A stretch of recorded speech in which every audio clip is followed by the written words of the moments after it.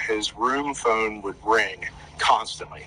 Sometimes it was every 10 to 20 minutes. Ed Scholl says the calls would wake up his father and cause undue stress. He says the nurse told him to unplug the phone and that he was not the only one getting the calls. His nurse came in and she told us that she actually answers the little cell phones that they get for their shifts, that they answer calls all day long on their cell phones as well for those. And they have to answer those phones. They can't ignore it. So they have to answer each one of those calls, which ties them up.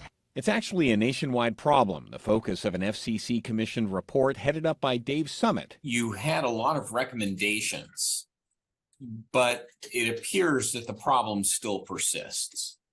The problem is persisting, and in the last 18 months, we've seen an increase in this again. Summit says his medical facility was getting thousands of calls a day at one point.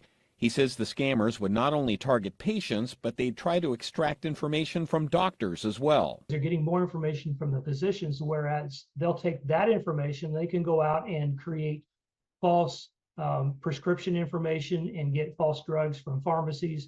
In fact, some of my constituents are getting so many unlawful robocalls, they have stopped answering their phones. Ohio Congressman Bob Latta tried to pass legislation that would have, among other things, forced telecom companies like AT&T to restrict offshore robocallers. Summit testified at a hearing on the bill, but it died in Congress. I believe a lot of it has to do with lobbyists from the telecommunications industry themselves.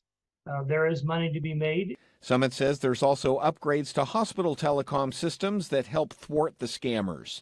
Attorney Richard Lovich represents an association of hospital administrators. Hospitals need to change these systems. Isn't that part of the problem too? You have a very limited amount of resources to devote to anything that goes on in the hospital. It's very, very difficult to take it away from patient care and put it in the area of telecommunications and things like that. Those are some very vulnerable people in the hospital. And it just, I don't know, it strikes me as very wrong that they would target those people with scams. From breaking news to feel-good stories, Local 12 has it all. Tap subscribe and click the links for more content like this.